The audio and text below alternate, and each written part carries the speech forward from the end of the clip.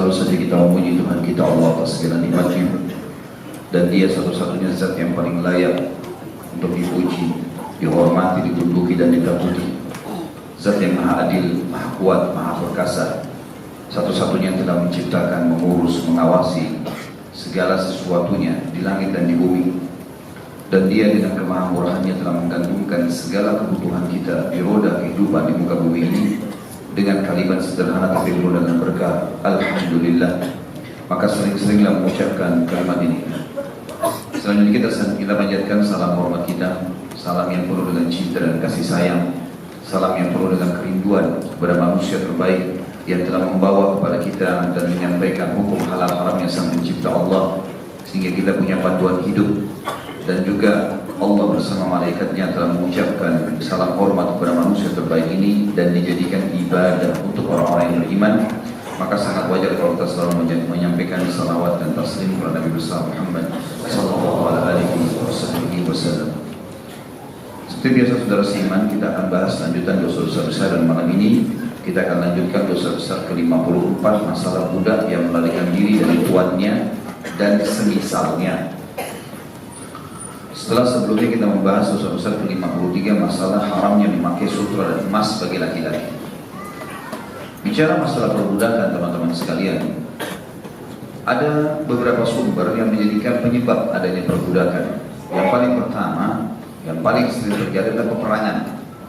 Dan ini hampir semua agama mengakui masalah itu, termasuk Islam sendiri. Kalau ada orang yang dicela dalam peperangan, maka yang menjadi tawanan perang, rampasan perang itu adalah hukumnya menjadi budak. Hukumnya menjadi budak. Ini saya katakan tadi, hampir semua agama meyakini masalah itu.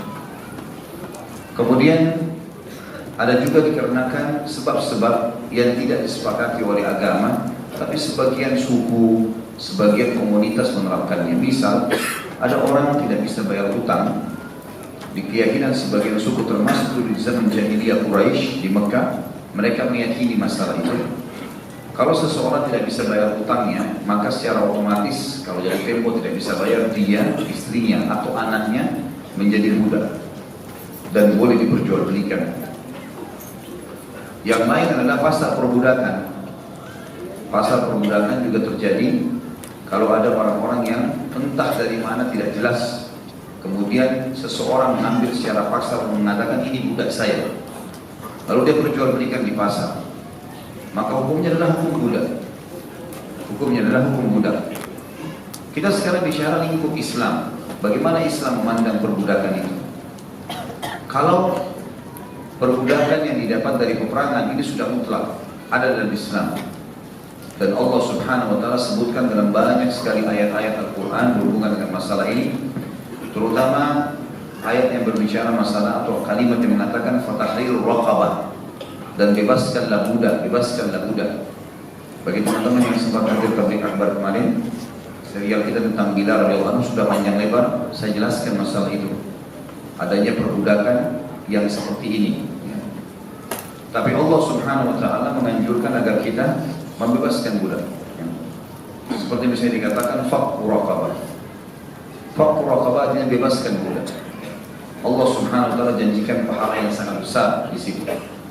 Beberapa sahabat seringkali melakukan pembebasan budak. Bahkan pernah dalam peperangan para sahabat membebaskan seluruh tawanan perang, yaitu pada saat melawan suku Mustalik, di mana Nabi SAW memimpin pasukan tersebut sendiri dan memenangkan peperangan.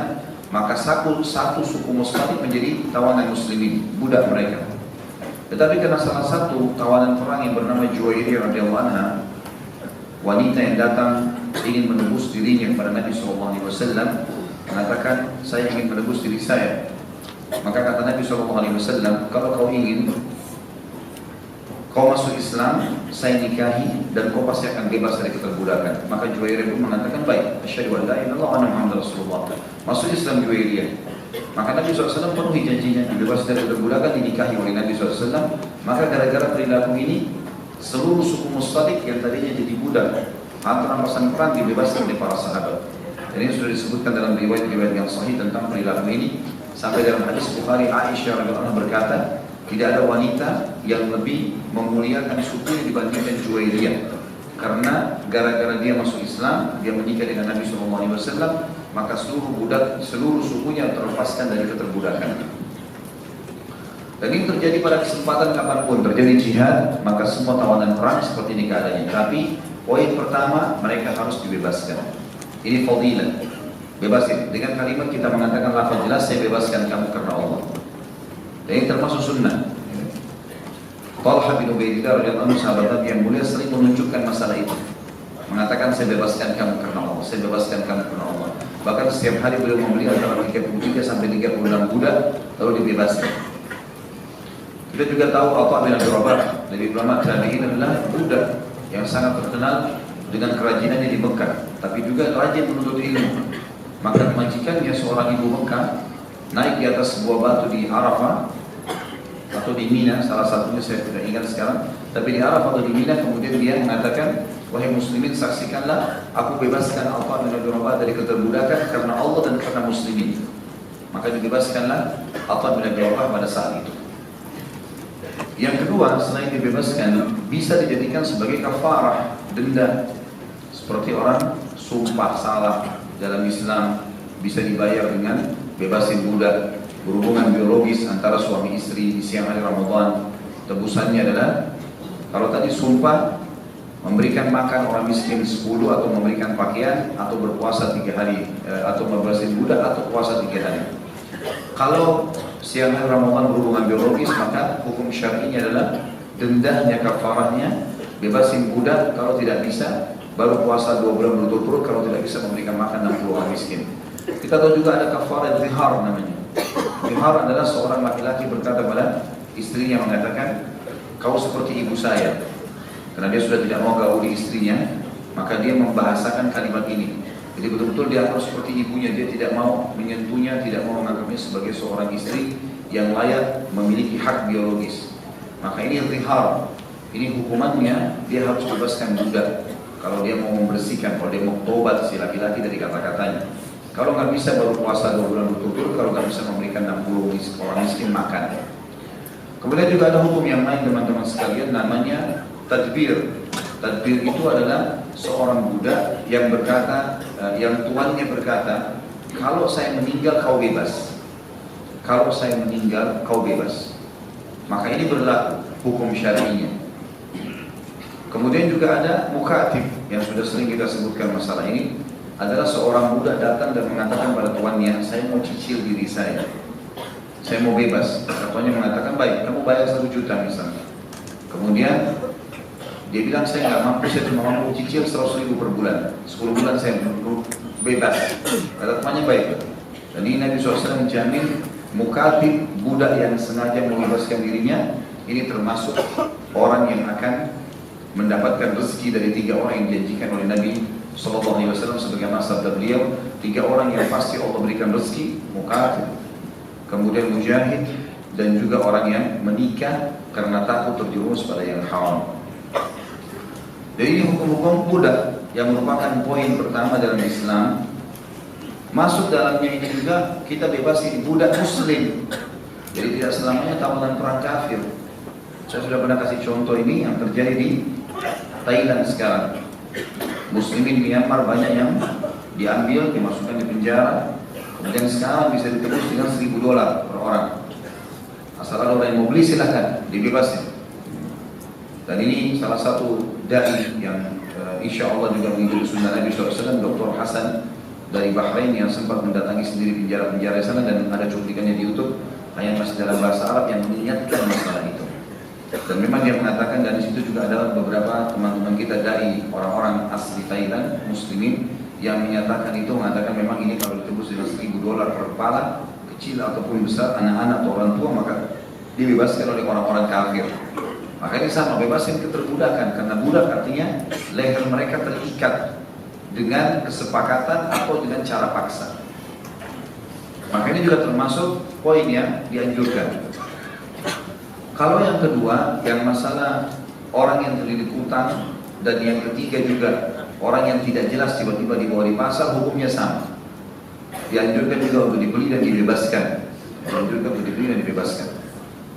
Tapi sekarang yang kita ingin bahas teman-teman sekalian adalah bagaimana kalau seandainya seorang muslim mendapatkan tawanan perang atau membeli seorang budak di pasar, lalu dia tidak bebaskan, dia menggunakan tenaganya, bolehkah? Ini yang jadi bahasan kita pada malam ini. Jawabannya boleh. Boleh dia gunakan tenaganya. Misal dia beli seorang budak atau dia berperang dan dia menang menjadi harta rampasan perang dia, lalu kemudian dia pekerjakan di kebunnya, misalnya dia punya perkebunan, peternakan, pekerjakan didampingin dia, ngurus budaknya misalnya atau kena transportasinya. Kalau kayak kita sekarang, itu semua bisa saja. Nabi SAW memiliki beberapa orang budak, diantaranya Khir-Khir, Anjasyah, ya. Beberapa orang ini yang memang ikut dengan Nabi SAW dan Nabi beli. Aisyah juga pernah membebaskan seorang wanita Ibnu Abdurrahim, yang terkenal. Nabi SAW mengatakan bebaskan dari Aisyah dan kemaulaan akan ada kepadamu. Ya. Artinya orang kalau mengatakan pada bulannya saya bebaskan kamu karena Allah, ada hukum maula. Berarti yang membebaskan mendapatkan istilah maula. Seperti Bilal dikatakan maula Abu Bakar karena Abu Bakar yang bebaskan dia. Makna maula artinya kalau Abu Bilal jadi kaya dan meninggal sebelum Abu Bakar, maka Abu Bakar akan mendapatkan warisannya. Maka di sini teman-teman sekalian, boleh seseorang muslim menggunakan jasa budak itu. Tapi hukum-hukum syar'i perlu diperhatikan. Yang pertama, tidak boleh menzalimi si budak. Tidak boleh menzalimi si budak. Tidak boleh memukulnya, tidak boleh mengkisosnya, yang sengaja misalnya melukai badannya, memotong kupingnya, atau melukai hidungnya, atau mencoret badannya. Tidak boleh zalim kepada dia. Jadi sesuai dengan sabda Nabi SAW, siapa yang menzalimi budaknya, maka dia akan dikisos di hari kiamat di hadapan Allah. Kalau misal dia tuduh budaknya mencuri misalnya atau berzina, dia dihukum. Dan orang-orang percaya karena ini majikannya, tuannya, maka berarti di sini dia akan dihukum si tuan nanti di akhirat oleh Allah kalau dia tidak sempat dihukum. Berarti nggak boleh berbuat dulu. Kemudian dalam hadis yang lain kata Nabi SAW, berbuat baiklah pada para budak kalian, karena sesungguhnya Allah menundukkan mereka di tangan kalian. Maka belilah pakaian yang kalian kenakan dan juga belilah makan yang kalian makan serta tempat tinggal kalian di tempat kalian tinggal. Berarti mereka layak untuk dibaikin di sini. Kita berbuat baik, bermuamalah yang baik dengan mereka. Bahkan kita lihat ada beberapa sahabat yang berhasil mendidik budak-budak mereka, mengalahkan didikan kepada anaknya sendiri. Seperti kasus Abdullah bin Umar radhiyallahu anhu yang mendidik Nafi' salah satu budak yang dimiliki oleh Abdullah bin Umar. Kemudian Abdullah bin Umar bebaskan, maka ada istilah Nafi' maula Abdullah bin Umar. Orang ini luar biasa. Terus saja di mana Abdullah bin Umar pergi dia ikut, selalu dia bersama-sama. Maka gara-gara itu teman-teman sekalian, Nafi' menjadi ulamanya muslimin. Dan kita sudah tahu dalam ilmu hadis ada namanya sanad emas dalam hadis. Kalau Imam Malik, gurunya Imam Syafi'i rahimahullah, Malik meriwayatkan dari Nafi' dari Abdullah bin Umar, ini dianggap sanad emas. Artinya dianggap sahih. Jadi Nafi' di sini menjadi ulamanya muslimin.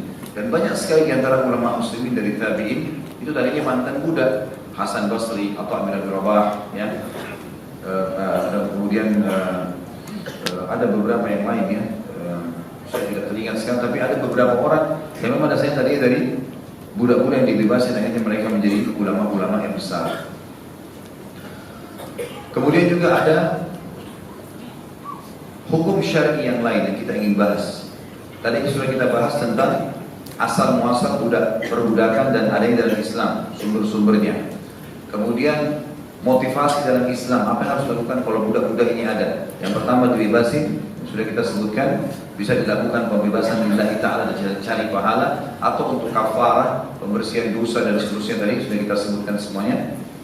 Kemudian juga kita sudah bahas bolehnya seorang muslim menggunakan jasa budak yang dia miliki, baik dari peperangan ataupun yang dia beli di pasar.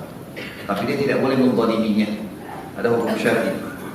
Dia harus memberikan makanan yang dia makan, dia harus memberikan minum yang dia minum, tempat tinggal, pakaian. Bahkan Talha bin Ubaidillah radhiyallahu anhu tadi sering jalan di Madinah diikuti dengan puluhan budak-budaknya, tapi tidak bisa dibedakan mana Talha mana budaknya karena bajunya sama. Jadi dia tidak bedakan. Beda sekali antara Islam dengan agama yang lain, teman-teman sekalian. Agama yang lain luar biasa. Kalau kita baca histori, bagaimana pada saat pasukan Salib berhasil menguasai Spanyol dan mereka memperbudakkan kaum muslimin, itu luar biasa. sampai tidak ada nilainya budak-budak itu. Dan bagaimana pada saat Prancis datang menguasai Afrika dan meruntuhkan kerajaan Mali yang sangat besar kerajaan Islam, kemudian mereka memperbudakkan dan membawa budak-budak muslim ini, muslim-muslim yang diambil jadikan budak, dibawa ke Amerika. Dan bagaimana mereka dimuamalai yang sangat luar biasa kasarnya. Kadang-kadang hanya karena telat membuat makanan, maka mereka bisa dikuliti kulitnya, bisa disiramin air panas, bisa dikebukin. Kalau kita baca perbudakan sejarah dunia, tidak ada seperti kaum muslimin. Muslimin disuruh bermuamalah yang baik, sementara agama lain buruk sekali, buruk sekali.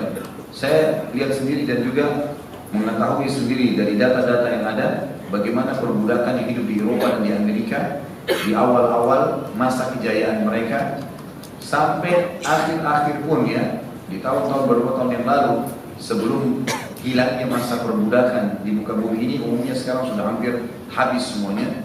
Itu luar biasa. Sampai saya baca sendiri dan saya tahu sendiri beberapa budak di Amerika yang diceritakan karena ada perkembangan, ada sebuah naskah yang ditulis oleh beberapa ilmuwan sejarah dari Amerika yang berkulit hitam tapi muslim. Mereka menceritakan tentang perjalanan muslim Afrika ke Amerika. Bagaimana ceritanya? Ternyata memang mereka dijajah, dibudakkan lalu diperjualbelikan di Amerika dan muamalahnya sangat buruk sekali. Sangat buruk sekali. Sampai itu diceritakan ada seorang wanita yang hanya karena dia membakar roti dan hangus itu sempat tangannya keduanya tangannya dipaku di tanah sampai berdarah-darah dan disiksa. Dan pada saat seorang muslim di situ menanyakan, ada apa perempuan ini, kenapa sampai seperti disiksanya? Dan yang pakai jilbab semua dipaksa dibuka jilbabnya, dipermalukan, dibuka auratnya segala macam. Ini semua mereka lakukan ya, dan banyak hal-hal yang buruk sekali yang mereka lakukan. Maka seorang muslim yang menulis buku ini menanyakan kenapa dia dilakukan ini. Ternyata disebar berita itu hanya karena dia sempat membakar roti dan hangus, hanya karena masalah ini. Jadi ini melampaui batas ini. Ini nggak boleh sama sekali. Dalam Islam tidak ada, nggak ada kezaliman. Bahkan ada hadis Nabi SAW yang sahih, kalau seseorang yang pelayan kalian, di sini maksudnya adalah budak, ya. Karena kalau pembantu itu adalah orang-orang yang bebas, bukan masuk dalam hukum ini. Jangan disalahpahami. Pembantu, teman-teman yang bekerja bawa mobil segala macam bukan masuk dalam masalah ini. Ini perbudakan sudah saya sebutkan tadi sumbernya, peperangan. Tidak ada hubungannya sama sekali dengan orang yang bekerja dalam profesi umumnya. Alhamdulillah kita seluruh dunia sekarang ini mayoritasnya 99% ini adalah orang-orang bebas. Udah gak ada keterbudakan sekarang. Ada sebagian kecil seperti di wilayah Somalia, ada beberapa negara Eritrea dan seterusnya di Afrika memang ini yang masih ada sebagian turunan dari kebudakan yang mereka sering kali kalau datang haji mereka bebas di musim haji.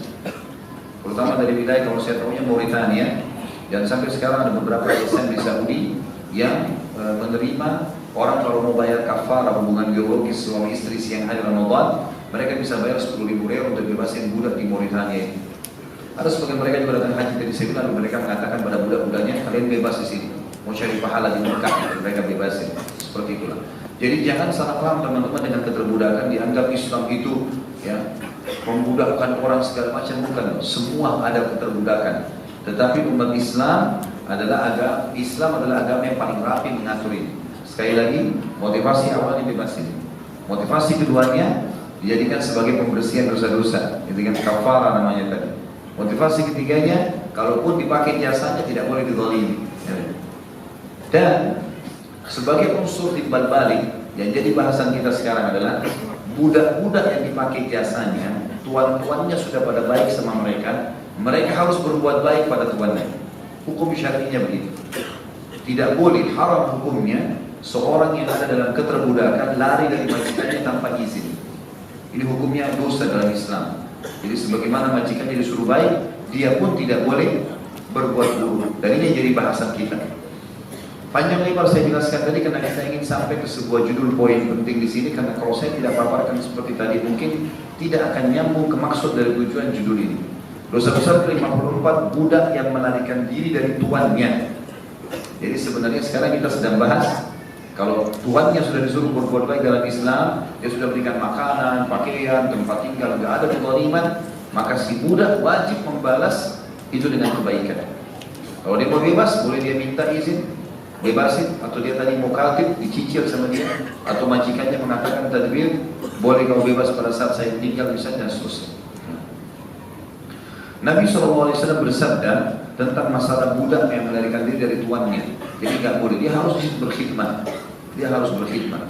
Tentu kalau ada majikannya yang zalim itu hukumnya berbeda lagi. Pernah ada seorang budak wanita datang kepada Nabi SAW mengatakan, ya Rasulullah, majikan saya lakukan begitu dan begitu, kezaliman. Maka Nabi SAW ikut bersamanya ke rumah tuannya, lalu kemudian mengingatkan tuannya untuk meminta maaf dan akhirnya menyuruh tuannya membebaskan budak itu. Jadi kalau terjadi kezaliman berbeda, pemerintah harus turun tangan, bebasin budak tersebut. Kalau memang terjadi begini, kita berbicara majikannya sudah baik, maka budaknya harus berbuat baik juga. Kalau ada budak yang lari dari majikannya tanpa sebab, maka dia yang berdosa si budak ini. Dikatakan dalam dalil yang pertama yang Madhabi tuliskan adalah hadis Nabi SAW. Hadis ini diriwayatkan oleh Imam Muslim dalam Kitabul Iman di nomor 68. Idza abiqal abdu lam tuqbal lahu shalah. Apabila seorang budak melarikan diri dari tuannya, maka sholatnya tidak diterima untuknya. Jadi kalaupun dia sholat, maka tidak diterima sholatnya. Tidak diterima sholatnya. Dan ini hukum syar'i. Kalau tuannya sudah baik, dia harus juga baik. Ya. Karena Islam menyuruh tuannya harus memberikan makan, memberikan, dia sudah dijamin. Makan, minum, tempat tinggal, pakaian, bahkan disuruh dianjurkan untuk sama dengan tuannya. Kemudian dalam hadis yang lain, dan hadis ini diriwayatkan Imam Muslim dalam Kitabul Iman nomor 69, kata Nabi SAW, ayyuma abdin abiqa faqad bari'at minhu dhimmah. Siapa saja budak yang melarikan diri dari tuannya, maka dia terlepas dari jaminan suaka, atau telah terlepas darinya jaminan suaka. Artinya dia tidak ada jaminan. Kalau dia sampai dibunuh oleh seseorang, dia sampai sakit, tidak ada sesuatu kewajiban majikannya harus lagi kembali ngurus dia, enggak. Tapi kalau dia yang dizalimi oleh majikannya, maka pemerintah harus bisa memberikan haknya. Dan hadis ini hadis sahih riwayat Muslim tadi.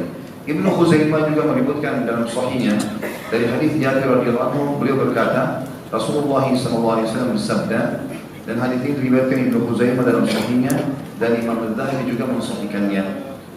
Kata Nabi SAW, "Thalathatun la yakfalullahu lahum salatan wa la tas'adu lahum hasanah.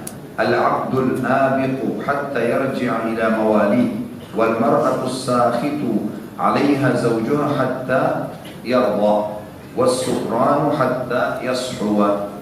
Tiga golongan yang Allah tidak akan pernah menerima salat mereka, dan pahala kebaikan mereka tidak akan dinaikkan ke langit, maksudnya tidak akan diterima oleh Allah. Yang pertama adalah budak yang kabur sampai dia kembali kepada majikannya. Yang kedua, seorang istri yang suaminya murka padanya sampai suaminya ridho. Dan yang ketiga, orang yang mabuk sampai dia sadar. Saksi bahasan kita adalah budak yang lari dari majikannya. Tentu budak ini punya keringanan banyak teman-teman sekalian secara syariah. Budak laki-laki, kalau orang bebas laki-laki, misalnya alhamdulillah kayak kita sekarang dalam kondisi bebas, dan semoga insya Allah selamanya kasusnya kita bebas begini, punya kewajiban syar'i lengkap, wajib semuanya, nggak ada yang wajib, tapi budak tidak. Seperti Jumat itu menjadi sunnah bagi budak. Makanya dalam sebuah hadis yang hasan, kata Nabi SAW, Jumat wajib bagi setiap laki-laki yang balik kecuali. Jadi dalam hadis kata Nabi SAW yang dihasankan, Jumat wajib bagi setiap muslim kecuali, Jumat wajib bagi setiap muslim yang sudah balik kecuali. Ya. Tidak disebutkan laki-laki, saya keliru ya. Jumat wajib bagi setiap muslim yang sudah balik kecuali perempuan, musafir, sakit, hamba sahaya. Hamba sahaya masuk dalam ini. Kemudian kalau orang bebas kayak kita teman-teman sekalian, bisa, naudzubillah, seseorang berbuat zina, dia belum menikah, hukumnya dicambuk 100 kali cambukan, gitu kan? Kalau dia orang bebas. Kalau budak setengah hukuman orang bebas, 50 cambukan. Kalau orang bebas mabuk dicambuk 40 dirham. Kalau budak 20 setengahnya. Mereka mendapatkan setengah hukuman. Jadi budak memang betul dia dalam keterbudakan, tapi ada keringanan hukum syar'i. Bahkan kalau mereka berbuat baik, teman-teman sekalian, ada hadis Nabi yang mulia, ada tiga golongan yang mendapatkan pahala, double pahala. Di antaranya adalah seorang budak yang berbuat baik pada majikannya. itu diridhoi oleh Allah Subhanahu wa taala. Jadi ibadah yang sangat besar pahalanya. Jadi di sini budak tidak boleh lari dari majikannya. Kemudian yang kedua adalah perempuan atau istri yang suaminya murka. Ini akhwat kita, hati-hati. Suami adalah surga. Jangan sampai membuatnya marah. Kemas sebaik mungkin agar suami tidak pernah marah. Dan jangan sampai dipengaruhi syaitan untuk membuatnya marah. Karena ada hadis yang lain dikatakan, istri manapun yang membuat suaminya marah, maka yang di langit Allah marah sama dia sampai suaminya ridho. Ini tidak boleh, teman-teman sekalian. Makanya akhwat kita hati-hati, jangan sampai digoda oleh syaitan membuat suaminya sampai marah. Nah di sini dikatakan sampai suaminya ridho. Dan ridho artinya kalau seseorang, makna ridho begini. Kalau seandainya ada orang lagi butuh bantuan, saya kasih. Misalnya dia butuh 100.000, saya kasih 100.000. Berarti saya memberi dia. Tapi kalau saya kasih dia 1 juta, dia butuh 100.000, itu saya membuatnya ridho. Karena saya memberikan dia di atas kebutuhannya. Ngerti nggak? Makanya hadis yang mengatakan ridho Allah di ridho kedua orang tua, artinya Allah akan memberikan maksimal balasan kalau kita membuat maksimal buat kedua orang tua. Kebutuhan orang tua 10, kita kasih 20 misalnya. Ya. Tadinya kita orang tua cuma butuh diantar sejam, kita kasih luangkan waktu 3 jam. Nah kita cari ridhonya orang tua, membuat ridhonya di sini Allah datang. Sama di sini, istri manapun yang membuat suaminya marah, maka yang di langit akan murka padanya Allah sampai dia membuat suaminya ridho. Artinya bukan cuma sekedar membuatnya senang, harus melampaui itu baru bisa. Perhatikan sholatnya nggak diterima dan juga tidak akan diangkat amal solehnya apapun yang dikerjakan pada hari itu ke langit. Hati-hati akhwat kita. Makanya dalam sebuah hadis sahih pernah ada seorang wanita, bibinya Imran bin Husain radhiyallahu Muhsin.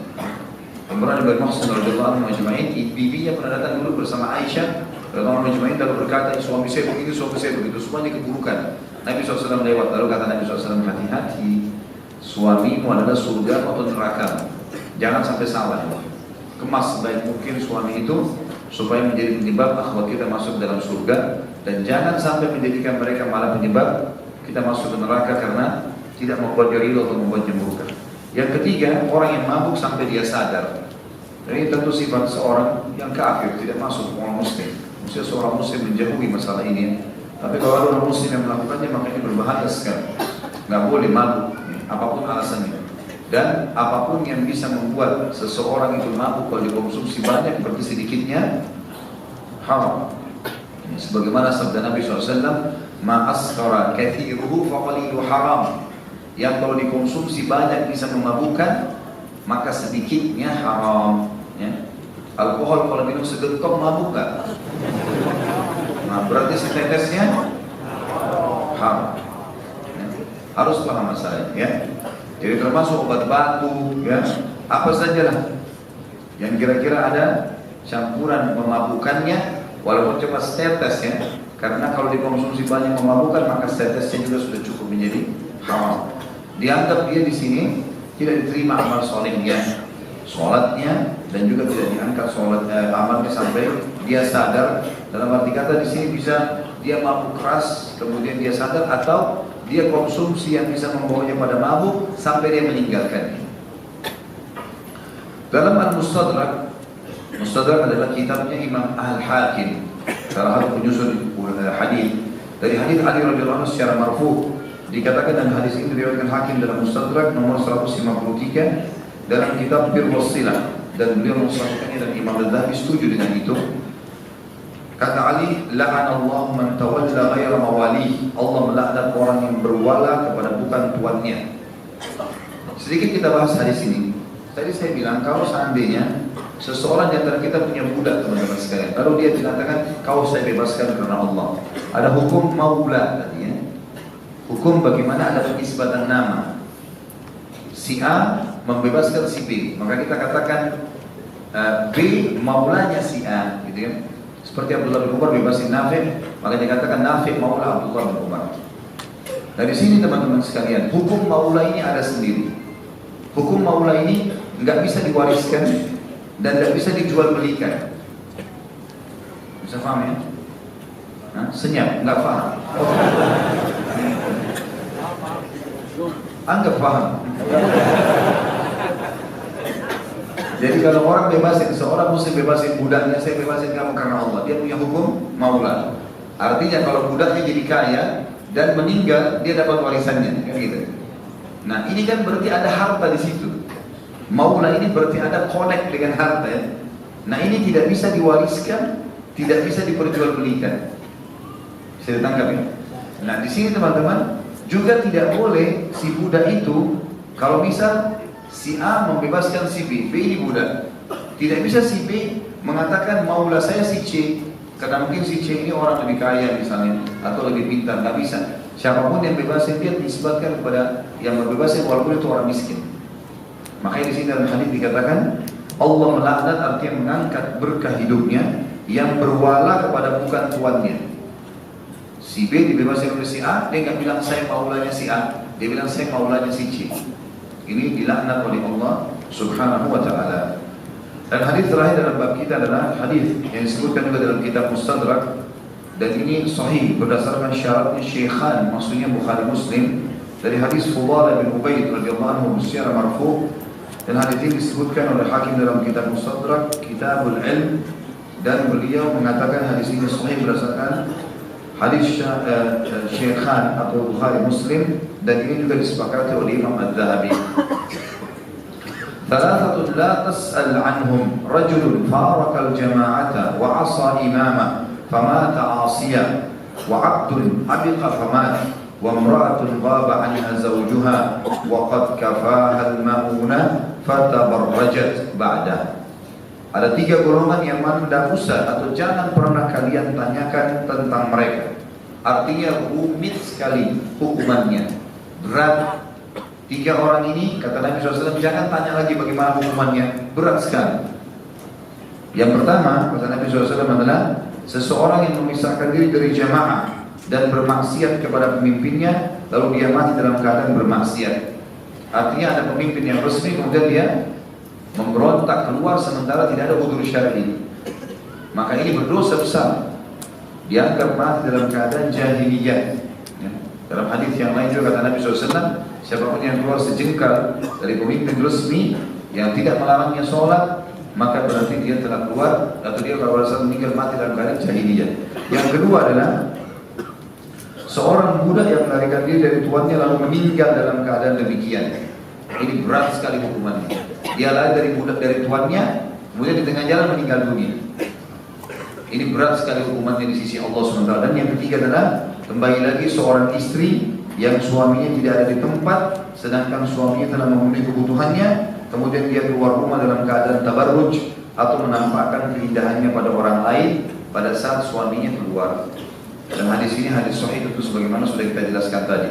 Dan potongan terakhir yang dimaksud adalah istri tidak boleh dandan kecuali untuk suaminya. Kapan suaminya sudah menyiapkan segala sesuatu kebutuhannya, kemudian dia melanggar, dia melakukan hal-hal yang haram, maka berarti Allah Subhanahu wa taala akan turunkan hukuman yang berat baginya. Allahu akbar. Baik, kita berdoa kepada Allah Subhanahu wa taala semoga majelis kita diberkahi oleh Dia dan dijadikan sebagai tambahan amal kita pada hari kiamat, dan semoga saja seluruh muslimin dan muslimat dimaafkan semua kesalahannya, disatukan di bawah shaf tauhid dan juga kembali kepada Al-Quran dan Sunnah, dan semoga Indonesia diberikan pemimpin muslim yang adil yang kembali kepada Al-Quran dan Sunnah, dan semoga saja semua kita disatukan di surga firdaus tanpa hisab. Mari kita di majlis ilmu yang mulia ini. Kalau dengar dari Allah merasa ada saya mau dimaafkan. Subhanakallah wa bihamdika, asyhadu an la ilaha illa anta, astaghfiruka wa atubu ilaik. Assalamualaikum warahmatullahi wabarakatuh.